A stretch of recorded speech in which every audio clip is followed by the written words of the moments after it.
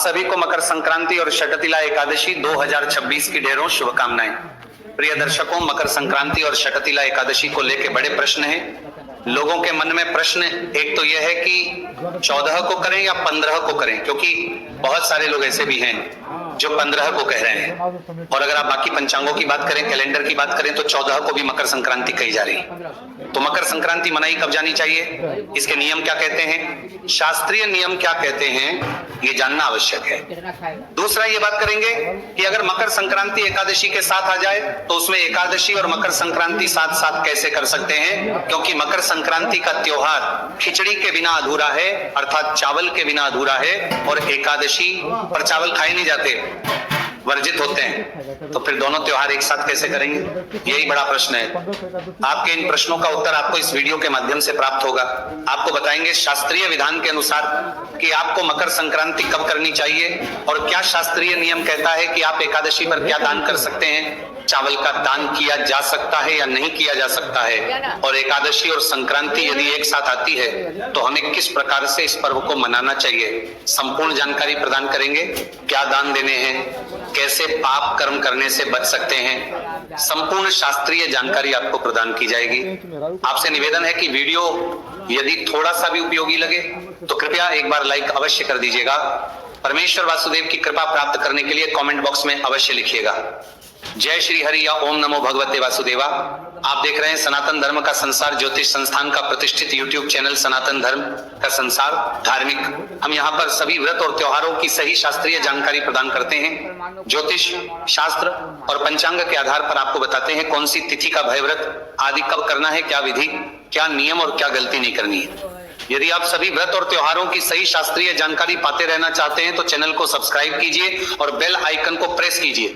जब आप सब्सक्राइब का बटन दबाएंगे तो वहां पर घंटी का निशान दिखाई देगा, उसको अवश्य दबाइएगा, तभी आपको हमारे सारे वीडियो आप प्राप्त होंगे, अन्यथा जानकारी छूट जाएगी। आइए प्रिय दर्शकों, जानकारी आरंभ करते हैं, बात करते हैं मकर संक्रांति के पर्व की। प्रिय दर्शकों, मकर संक्रांति का जो पर्व है ये भारतीय संस्कृति में सबसे महत्वपूर्ण पर्व होता है। ये अनंत पुण्यदायी होता है। क्यों होता है अनंत पुण्यदायी, पहले इसको समझिए, मकर संक्रांति होती क्या है फिर इसको समझेंगे। प्रिय दर्शकों, संक्रांति वह दिन और वह समय होता है जिस समय सूर्यदेव एक राशि से राशि में प्रवेश करते हैं। संक्रांति का शाब्दिक अर्थ है प्रवेश करना, प्रवेश करने को ही संक्रांति कहते हैं। जिस राशि में सूर्य प्रवेश करते हैं उस राशि के नाम के साथ संक्रांति लगता है, अर्थात मकर संक्रांति का अभिप्राय है मकर राशि में सूर्य के प्रवेश से। मकर राशि क्योंकि उनके पुत्र शनि की राशि है, इस समय सूर्य देव उत्तरायण भी होते हैं, इसीलिए इसे अत्यंत शुभ कहा जाता है। इसी दिन से कहा जाता है कि देवताओं की सुबह होती है। जब होता है तो शास्त्रों के अनुसार 6 महीने, जब पृथ्वी के 6 महीने होते हैं तो देवताओं की एक रात्रि होती है। जब दक्षिणायन शुरू होता है, सूर्यदेव दक्षिण की ओर जाते हैं, उस समय देवताओं की रात्रि आरंभ होती है, और जैसे ही उत्तरायण होता है तो देवताओं की सुबह होती है। तो देवता जागृत हुए हैं आज, और जिस दिन देवता जागृत होंगे उस दिन जो दान पुण्य करेंगे उसका अहो बहुत उत्तम फल होगा। इसी मकर संक्रांति पर दान पुण्य का सर्वाधिक फल है और सर्वाधिक महत्व है। मकर संक्रांति पर स्नान बड़ा महत्वपूर्ण होता है। मकर संक्रांति पर यदि आप गंगा स्नान कर पाए बड़ा कल्याणकारी है। गंगा नहीं के नहीं, अन्य पवित्र नदियों में स्नान कर पाए बड़ा कल्याणकारी है, और इसके अतिरिक्त आप सागर में स्नान कर पाए या संगम में स्नान कर पाए बड़ा महत्वपूर्ण और बड़ा पुण्यदायी होता है। और जो लोग कहीं भी बाहर नहीं जा सकते वो घर पर ही सूर्य जब वर्ण में हो, अर्थात लाल हो, सुबह सुबह सूर्योदय होने जा रहा हो, उस वक्त स्नान करें तो वो अत्यंत ही फलदायी कहा गया है। आप घर पर ही स्नान कीजिए, शुद्ध जल से जल में थोड़े से काले तेल डाल लीजिएगा, थोड़ा गंगा जल मिला लीजिए और उसे हर हर गंगे बोलते हुए स्नान कीजिएगा।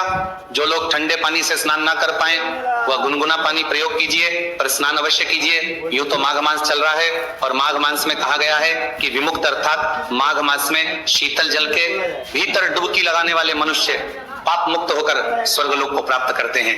परंतु जो लोग शीतल जल में स्नान न कर पाए वो अपने सामर्थ्य अनुसार जो भी गुनगुना गर्म पानी चाहिए उसमें स्नान कीजिए।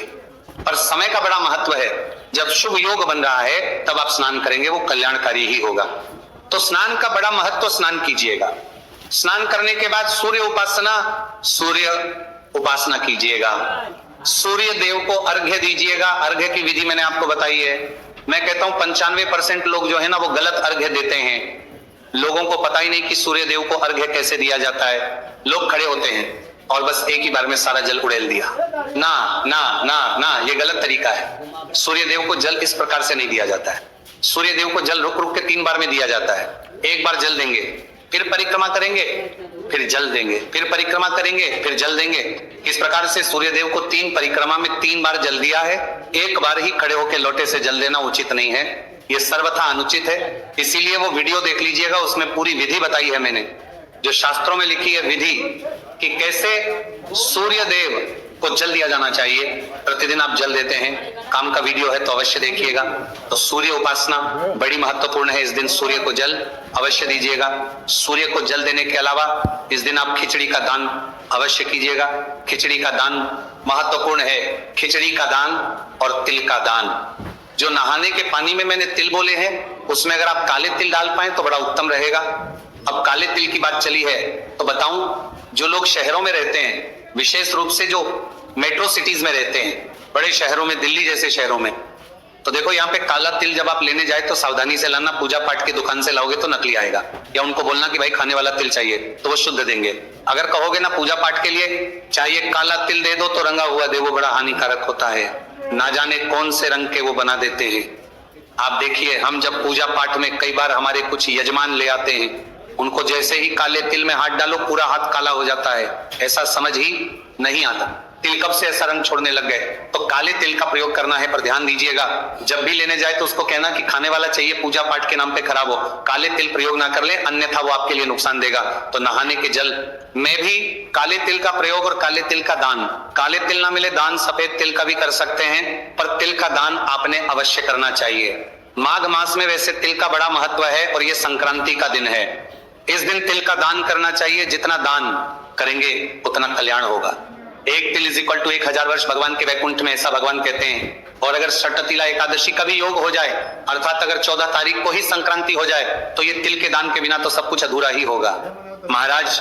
इसीलिए तिल का दान कीजिए, खिचड़ी का दान कीजिए। खिचड़ी के बिना संक्रांति अधूरी है। संक्रांति पर खिचड़ी का दान बड़ा कल्याणकारी है। खिचड़ी के अतिरिक्त क्या देंगे?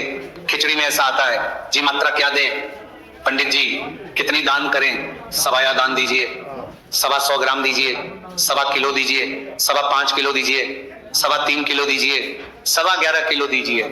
जितना भी दे सके दीजिए, सवा या दीजिए, परंतु खिचड़ी का दान देना चाहिए। वस्त्र दान दीजिए, ऊनी वस्त्र दान दीजिए, उपादान जूते का दान दीजिए। बहुत कल्याणकारी, बड़ा महत्वपूर्ण है, बहुत उत्तम फलदायी। ये दान जो आज आप करेंगे ना, ये आपके जीवन में तो काम आएंगे ही। इस जीवन के बाद, जब आप इस जीवन के बाद की यात्रा में होंगे, उस समय ये दान बड़े काम आते हैं। उस समय ये सब सुविधाएं मिलती हैं आपको। अगर आपने दान किए होते हैं तो, नहीं किए होते हैं तो फिर वह जीव आत्माएं दुख भोगती हैं, कष्ट भोगती हैं। इसीलिए ये दान कहा गया है। जितना हो सके दान ब्राह्मण को अवश्य कीजिएगा। बाकी दान आप गरीबों को दे सकते हैं। कंबल बांट रहे हैं, एक अवश्य ही ब्राह्मण को दीजिए। दक्षिणा रख के बाकी आप गरीबों को बांटिए। जिसको बांटनी है बांटिए, उन्हीं वस्त्र दे रहे हैं, ब्राह्मण को दीजिए। उसके बाद बाकी किसी को भी बांटिए। खिचड़ी दान कर रहे हैं, थोड़ी खिचड़ी मंदिर में या ब्राह्मण को अवश्य दीजिए। उसके बाद आप जिस मर्जी को खिलाइए, जितनी मर्जी खिलाइए, जितना खिलाएंगे कल्याणकारी है। पर ब्राह्मण को अवश्य ही दिया जाना चाहिए, श्रेष्ठ ब्राह्मण को। वेद पाठी ब्राह्मण को दान कहा गया है, इसका ध्यान दीजिएगा। जो वेदों का अध्ययन वाला ब्राह्मण है वही श्रेष्ठ ब्राह्मण है और उसी को दान दिया जाना चाहिए। और जब आप श्रेष्ठ ब्राह्मण को दान देंगे तो थोड़ा आपको झुकना पड़ेगा। वो चापलूसी नहीं करेगा। जो ज्ञानी ब्राह्मण होगा, वेद पाठी ब्राह्मण होगा, वो कभी किसी की चापलूसी नहीं करेगा। वो केवल और केवल ज्ञान की बातें करेगा, पूजा पाठ की बातें करेगा, भगवान की बातें करेगा, परंतु किसी की चाटुकारिता उसके स्वभाव में नहीं होगी। और जो चाटुकारिता करता है तो ध्यान दीजिएगा, कहीं ना कहीं उसके भीतर कुछ कुछ कमी होगी। क्योंकि वेद पाठी ब्राह्मण, ज्ञानी विद्वान, जिसके भीतर सरस्वती ने सब कुछ दिया हो, वह कभी इस प्रकार के कार्य नहीं करता है। और शास्त्रों में दान केवल ऐसे ही ब्राह्मण को लिखा है जो भगवान की भक्ति करता हो, जो वेदों का अध्ययन करने वाला हो, जिसको वेदों का ज्ञान हो। तो ऐसे किसी ब्राह्मण को यदि आप दान देते हैं तो वह सर्वोत्तम और अत्यंत ही पुण्यकारी होता है। दान किस लिए दिया जाता है? कहा जाता है कि जब आप ब्राह्मण को दान देते हैं तो उसके बदले आपको उसके का जो पुण्य है वो प्राप्त होता है। अब जो वेद पाठी ब्राह्मण है, जो भगवान की भक्ति करता है, उसके पास तो पुण्य होंगे ना। जो भगवान की भक्ति ही नहीं करता, जिसने वेदों का अध्ययन ही नहीं किया, जो पूजा पाठ ही नहीं करता, उसके पास तो पुण्य होंगे ही नहीं आपको देने के लिए। तो क्या मिलेगा? पाप। अरे पाप तो पहले से हो सकते हैं आपके पास, फिर उससे भी पाप ही क्यों लेने हैं? इसीलिए कहा जाता है कि किसी अच्छे ब्राह्मण को दान, तो आपने ये वस्तुएं दान देने चाहिए। संक्रांति से कुछ नियम भी उठाए जाते हैं, आप चाहें तो उनको भी उठा सकते हैं, कि जानकारी मैंने विस्तार से भी एक वीडियो में अलग से दी है। यहां संक्षेप में बताऊं आपको तो चिड़ियों को चूंगा डालने का नियम है, 365 दिन का नियम होता है। संक्रांति से इसको आरंभ करेंगे, अगली संक्रांति पर इसको पूर्ण करेंगे। एक 100 सेरी का नियम होता है। 100 सेरी का नियम क्या है? इसमें 100 किलो वस्तुएं दान करनी होती हैं। ये वर्ष भर में करो और अधिक से अधिक 5 वर्ष में करो। 1 वर्ष में पूरा करते हुए अच्छा है, नहीं तो 5 वर्ष में पूरा कर सकते हैं। कोई भी 100 वस्तुएं हो सकती हैं वो, या संख्या में 100 ले लीजिए, या 100 सेरी का अभिप्राय होता है। 100 किलो आटा, दाल, चावल, चीनी, इस प्रकार से कोई भी खाद्य सामग्री लीजिए, कुल मिला के 100 किलो दान करनी है। चाहे 5-5 किलो करके करें, 2-2 किलो करके करें, जैसे भी आपसे हो सके, पर 100 किलो दान करनी है। ये नियम ले सकते हैं, बड़ा ही उत्तम होता है। चींटियों को दाना डालने, चींटियों को चूहा डालने का नियम भी होता है। चींटियों को जो आटा डालते हैं आप, ये नियम भी होता है। बड़ा ही कल्याणकारी और उत्तम फलदायी नियम है साहब, इसको भी आप धारण कर सकते हैं। ये भी संक्रांति से शुरू होता है और अगली संक्रांति पर पूर्ण होता है। इस प्रकार के अनेकों नियम है, इनकी जानकारी मैंने आपको विस्तार से एक वीडियो में दी है, उसको देख लीजिएगा। आप लिखिएगा संक्रांति नियम बाय सनातन धर्म का संसार, आपको हमारे सारे वीडियो मिल जाएंगे। संक्रांति के बहुत सारे नियम हैं और सबके अलग अलग फल हैं, कैसे उनका उद्यापन करना है, कैसे उनको शुरू करना है, मैंने संपूर्ण जानकारी आपको वीडियो में दी हुई है। सारे वीडियो आपको मिल जाएंगे, उनको अवश्य देखिएगा और वो नियम लीजिएगा। नियम अत्यंत पुण्यदायी है। राम जी की पत्तल का नियम है, 1 वर्ष तक राम जी के नाम का भोजन है वो, तो वो नियम भी आप उठा सकते हैं। बहुत अधिक फलदायी है, बहुत उत्तम और कल्याणकारी है। तो इस प्रकार से जो नियम है उनकी जानकारी आप मेरे अन्य वीडियो से प्राप्त कर सकते हैं। अब प्रश्न यही उठता है कि हमें मकर संक्रांति करनी कब है, 14 या 15 का निर्णय कैसे होगा, इसके विषय में शास्त्र क्या कहते हैं, नियम क्या कहते हैं। प्रिय दर्शकों, मकर संक्रांति का इस बात से होता है कि सूर्य राशि परिवर्तन कब कर रहे हैं, कितने बजे कर रहे हैं। सूर्य भगवान एक राशि से दूसरी राशि में, अर्थात अभी धनु राशि में है। जब धनु की संक्रांति गई थी, धनु राशि में थे, खरमास शुरू हुआ था।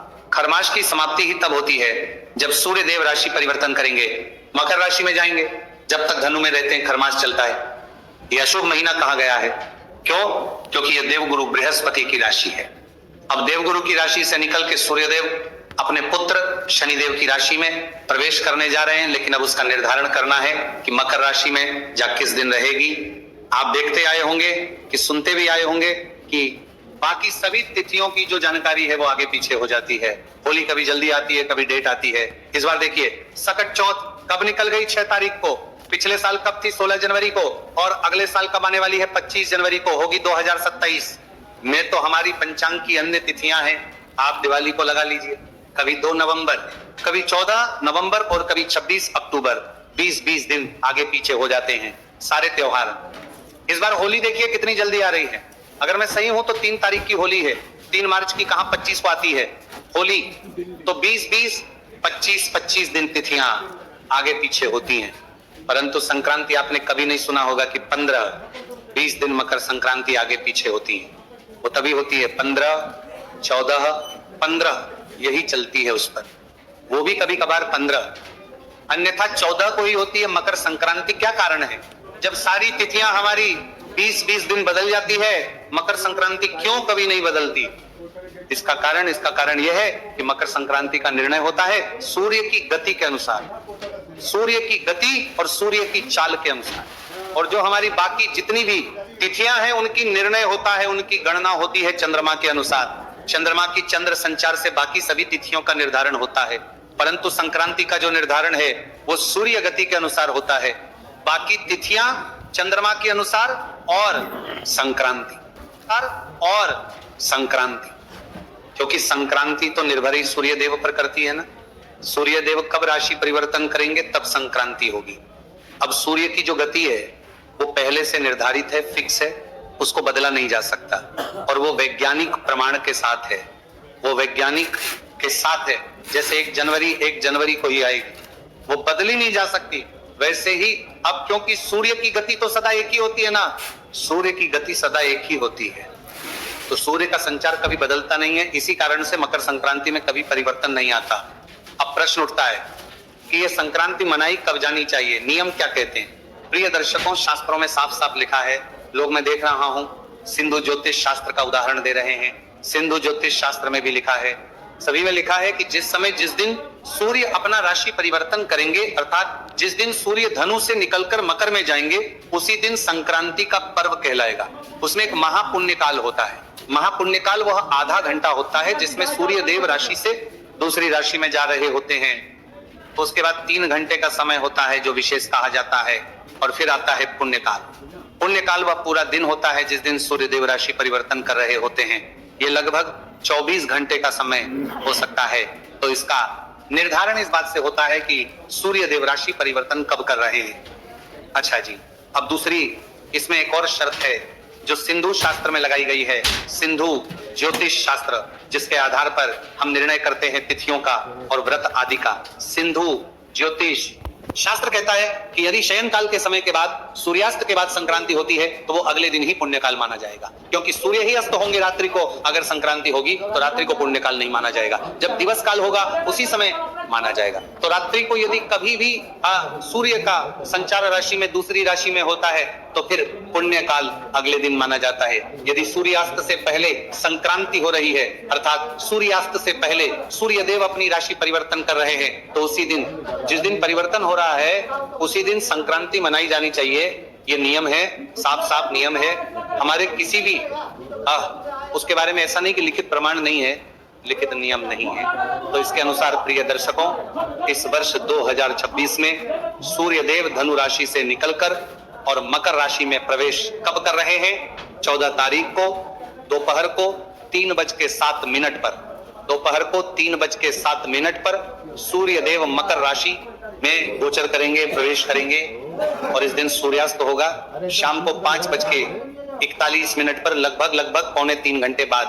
तो जो शास्त्रीय नियम है उनके अनुसार जो संक्रांति है वो 14 तारीख को ही मनाई जानी चाहिए, और इसीलिए 14 तारीख को ही हमने pहले भी कहा था कि 14 तारीख को संक्रांति मनाएं, और अब भी यही कहेंगे कि 14 तारीख को ही, 14 जनवरी को ही संक्रांति मनाई जानी चाहिए, क्योंकि सूर्य का राशि में प्रवेश 14 तारीख को हो रहा है। अब वहां पर बहुत सारे ऐसे लोग हैं जो ये कह रहे हैं कि नहीं 15 को मनाइए संक्रांति। उनका कारण क्या है? उनका कारण ये है कि जो कुछ पंचांग है बनारस से चलने वाले, उन्होंने सूर्य के संचार को रात्रि को बता दिया है।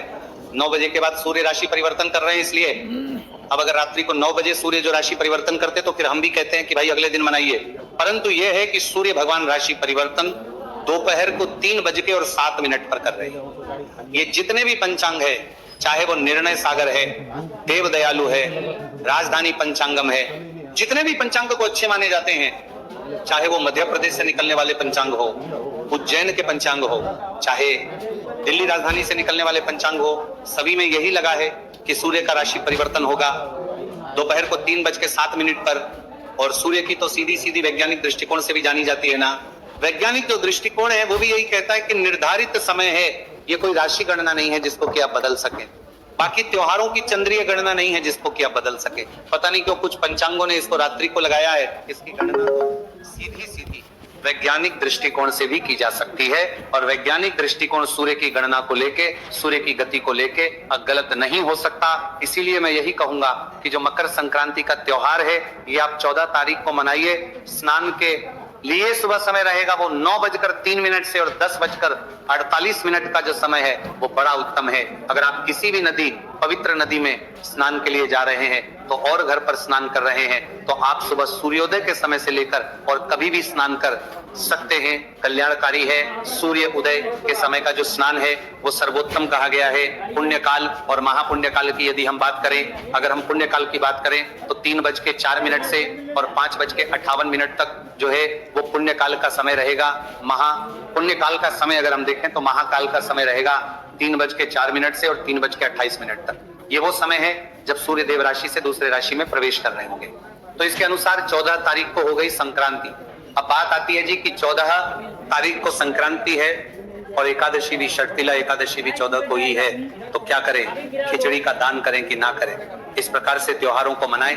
प्रिय दर्शकों, एकादशी पर कभी भी खिचड़ी दान करने की मनाही नहीं है, चावल दान करने की मनाही नहीं है, केवल चावल खाने की मनाही है, क्योंकि इस दिन चावल में पाप का वास होता है। तो ऐसा कहना है कि आपको इस दिन चावल दान नहीं करने चाहिए, चावल दिए जा सकते हैं, खाए नहीं जा, इसीलिए आप खिचड़ी दान कर सकते हैं, उसमें कोई दोष नहीं होगा। और जितना हो सके तिल का दान भी कीजिएगा, बड़ा कल्याणकारी रहेगा। ये थी जानकारी संक्रांति के विषय में। आप इसके विषय में क्या सोचते हैं, हमारे चैनल के विषय में क्या राय है आपकी, वो अवश्य बताइएगा। भगवान सूर्यदेव की कृपा प्राप्त करने के लिए कमेंट बॉक्स में अवश्य लिखिएगा जय सूर्यदेव। भगवान सूर्यदेव सब पर कृपा करें। मकर संक्रांति और एकादशी आपके लिए उत्तम फलदायी हो। हरे कृष्ण।